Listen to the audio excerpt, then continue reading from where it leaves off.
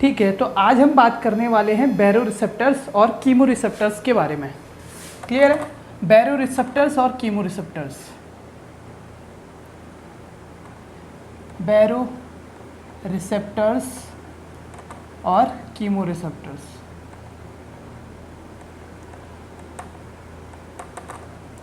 Clear हो गया? तो बैरोरिसेप्टर और कीमोरिसेप्टर हम इसलिए पढ़ रहे हैं क्योंकि हमने पढ़ा ब्लड के बारे में, हमने पढ़ा हार्ट के बारे में। तो बैरोरिसेप्टर्स क्या होते हैं? पहले बैरोरिसेप्टर्स ये क्या करते हैं? प्रेशर को सेंस करते हैं। क्या करते हैं? प्रेशर ऑफ ब्लड का सेंसेशन लेके जाते हैं ब्रेन तक। क्लियर हो गया? कीमोरिसेप्टर्स क्या होते हैं? कीमोरिसेप्टर्स का जो काम होता है वो होता है क्या?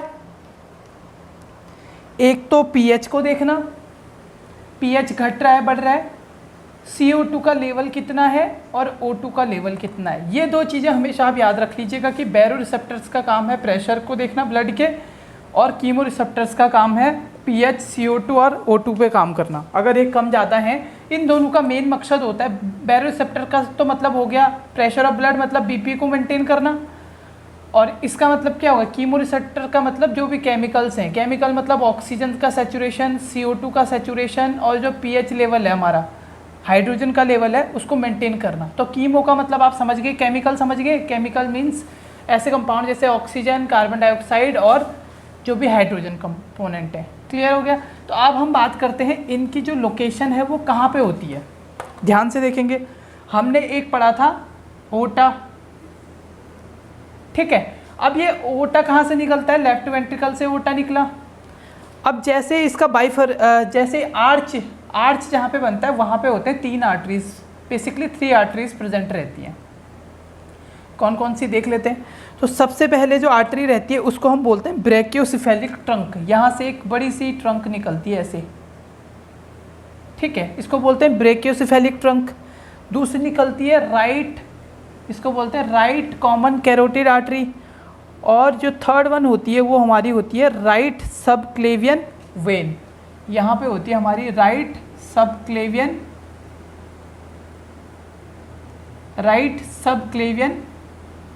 आर्टरी, ठीक है। राइट सबक्लेवियन आर्टरी रहती है यहाँ पे, ठीक है, वेन नहीं आर्टरी रहती है।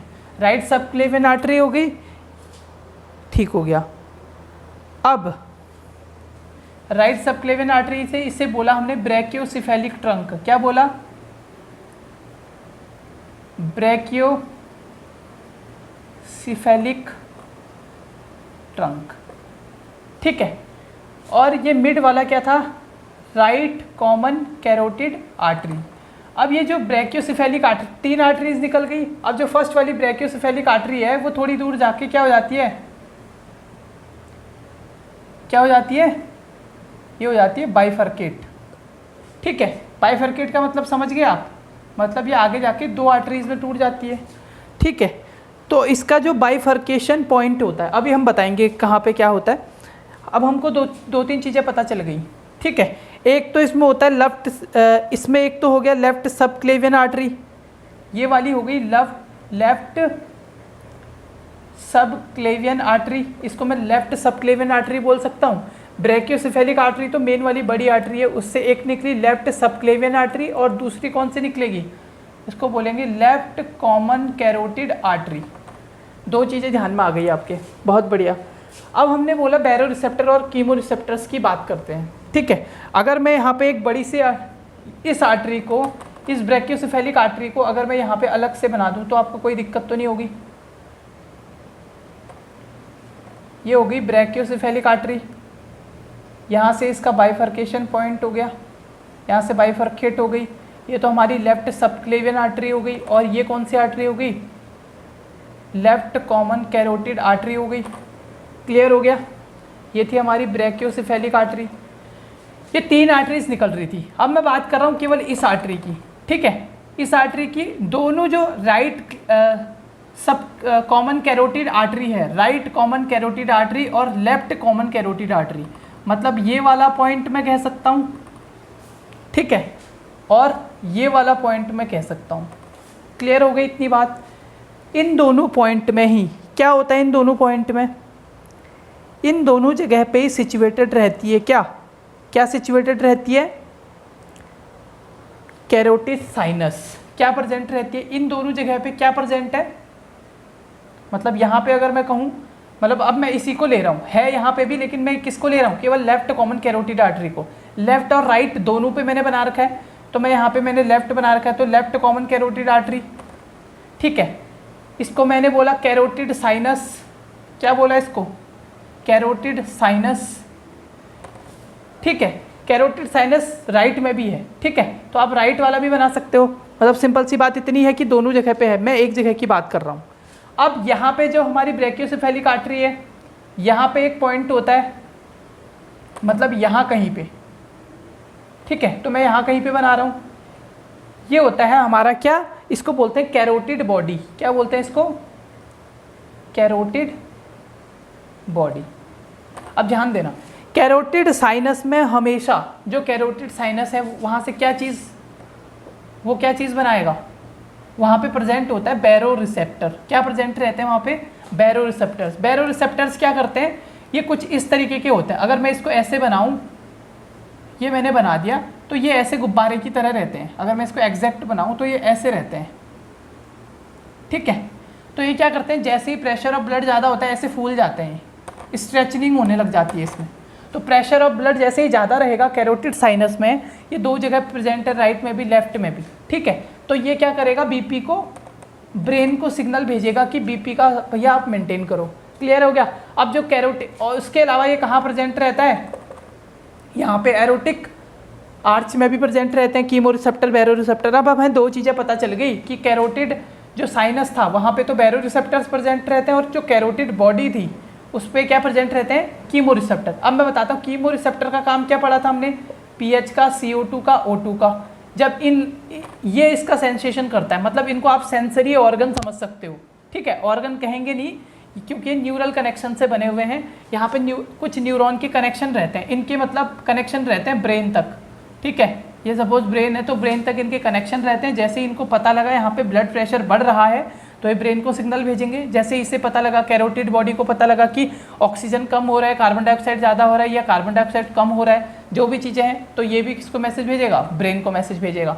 तो हमें इतनी बात पता चल गई ये कहाँ पे प्रेजेंट होते हैं। हमने बोला अरोटिक कहाँ पे, आर्क ऑफ अरोटा पे भी प्रेजेंट रहते हैं, और ऊपर हमारी जो right subclavian, right common carotid artery, left common carotid artery पे भी प्रेजेंट रहते हैं। अब मैंने बोला ये क्या करते हैं, जैसे ही इसको पता चला, ये था हमारा कैरोटिड बॉडी, ये कैरोटिड बॉडी थे हमारे, और यहाँ पे कैरोटिड, ये सॉरी कैरोटिड साइनस थे जो बीपी को बता रहे थे, कैरोटिड बॉडी पीएच को बता रही थी। जैसे ही इसमें कुछ भी होगा इन्होंने कहाँ भेजना है, ब्रेन को भेजना है। फिर ब्रेन क्या करेगा, जैसे ही ये मैसेज भेजेंगे ब्रेन को, ठीक है, तो जैसे ही ये मैसेज भेजेंगे ब्रेन को, ब्रेन कहाँ पे मैसेज भेजेगा, ब्रेन भेजेगा हार्ट में। कहाँ पे, हार्ट में, क्योंकि बीपी ज़्यादा होने का मतलब है हमारा हार्ट ज़्यादा काम कर रहा है। क्या कर रहा है, ज़्यादा काम कर रहा है। ज़्यादा काम कर रहा है मतलब ऐसे नोड ज़्यादा काम कर रहा है, ज़्यादा कंडक्शन कर रहा है। वेरी गुड, ऐसे नोड ने कंडक्शन ज़्यादा कर तो दिया, लेकिन अब क्या बात है, अब ये क्या करेगा, यहाँ से ये दो नर्व्स के थ्रू मैसेज जाता है। एक तो होती है ग्लॉसोफेरेंजियल, ठीक है, ग्लॉसोफेरेंजियल, और दूसरी होती है वेगस नर्व, पता है आपको 9th और 10th, ठीक है। तो फिर इन हार्ट पे आता है मैसेज, ठीक है, हार्ट पे मैसेज आता है, क्या कहता है, ये कौन सा मैसेज आएगा हार्ट को, जो नीचे को मैसेज आएगा, ये आएगा पैरासिम्पैथेटिक। अब पैरासिम्पैथेटिक का मतलब क्या है कि स्लो एक्टिविटी कर दो अपनी, ठीक है। एक्टिविटी इसने बेचारे ने स्लो कर दी, लेकिन इतनी जल्दी काम नहीं हुआ, तो हार्ट क्या करता है, फिर कुछ ऑर्गन्स की भी हेल्प लेता है।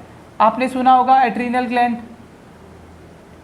एड्रीनल ग्लैंड में हमने पढ़ा है मिनरलोकॉर्टिकॉइड और मिनरलोकॉर्टिकॉइड, ग्लूकोकॉर्टिकॉइड पढ़ा है, ठीक है जी। तो वो क्या क्या करते हैं, वहाँ पे भी इफेक्ट पड़ जाता है। और ये एड्रीनल का काम क्या है, इसका काम क्या है, वेसल्स को डायलेट कर देना, हमने पढ़ा था। तो वेसल्स जैसे ही डायलेट हो गई तो ब्लड कहाँ पहुँचेगा, कम पहुँचेगा, हार्ट में कम पहुँचेगा, ठीक है। अब जैसे ही हार्ट में अगर ब्लड कम पहुँचा तो आउटपुट भी कम निकलेगा, आउटपुट कम निकलेगा तो यहाँ से भी ये क्या हो जाएगा, बीपी को मेंटेन करेगा। क्लियर हो गया। अब काम ही कम है हार्ट के पास तो कम काम करेगा, तो हमारा जो मेंटेन हो गया हमारा बीपी। तो हम कह सकते हैं बैरो रिसेप्टर्स और कीमो रिसेप्टर्स क्या काम करते हैं, बीपी को मेंटेन करने का काम करते हैं। अब ऐसे ही अगर कम हो गया तब भी ब्रेन में मैसेज जाएगा, और उस टाइम पे ब्रेन क्या करेगा, सिंपैथेटिक ना एक्टिवेट करके पैरासिम्पैथेटिक एक्टिवेट कर देगा। सॉरी, उस टाइम पे अभी तो पहले तो अगर कम हो रहा था तो ज़्यादा हो रहा था तो पैरासिम्पैथेटिक, कम हो रहा है तो सिंपैथेटिक सिस्टम को एक्टिवेट कर देगा।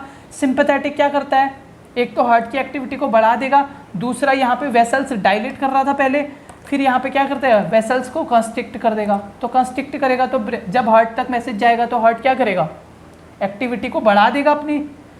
अगर वेसल्स कंस्ट्रिक्ट हो रही हैं तो इसका मतलब प्रेशर ऑफ ब्लड ज़्यादा जाएगा, मतलब ज़्यादा से ज़्यादा ब्लड पहुँचेगा हार्ट में ब्लड ज़्यादा पहुँचेगा तो काम ज़्यादा होगा तो फिर से बीपी मेंटेन हो जाएगा अगर बहुत ज़्यादा कम हो गया है तो it's all about the baroreceptors and chemoreceptors. ठीक है, थैंक यू।